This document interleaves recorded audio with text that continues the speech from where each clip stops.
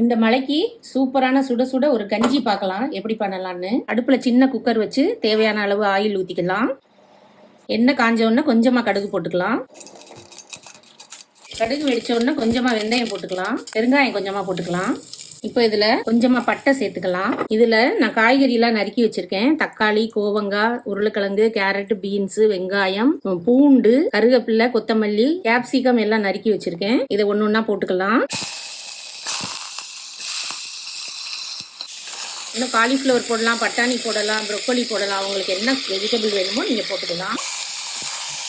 எல்லாமே மொத்தமாக போட்டுக்கலாம். கொத்தமல்லி தனியாக, கொத்தமல்லி தண்டு தனியாக நறுக்கி வச்சுருக்கேன். இப்போ இந்த தண்டை போட்டுடலாம். இப்போ 1 ஸ்பூன் அளவு மல்லிப்பொடி போடலாம். இந்த கஞ்சிக்கு காரத்துக்கு பச்சை மிளகாயோ மிளகாய் பொடியோ தேவையில்லை.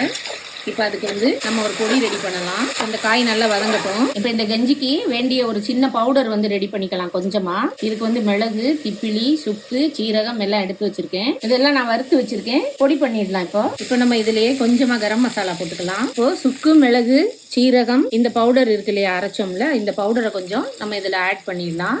இது தொண்டைக்கு ரொம்ப நல்லது. மலைக்கு லைட்டா ஃபீவர் இருக்கிற மாதிரி, உடம்பு கை கால் வலி இருக்கிற மாதிரி எல்லாம் இருந்ததுன்னா இந்த பவுடர் போட்டு கஞ்சி ஈஸியா பண்ணி சாப்பிட்டுடலாம். காரத்துக்கு இந்த பவுடரே போதுமானதா இருக்கும். இந்த பவுல்ல நான் பச்சரிசி எடுத்து வச்சிருக்கேன், கழுவி களைஞ்சு வச்சிருக்கேன். இதை ஆட் பண்ணிடலாம். ஒரு சின்ன கப் அளவு பாசி பருப்பை எடுத்து களைஞ்சு வச்சிருக்கேன். இதையும் சேர்த்துடலாம். இந்த கொத்தமல்லியும் போட்டுடலாம். தேவையான அளவு சால்ட் போட்டுக்கலாம்.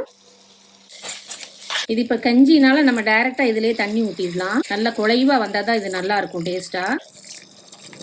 தேவையான அளவு தண்ணி ஊத்தி குக்கர்ல ஒரு 4-5 விசில் விட்டுடலாம்.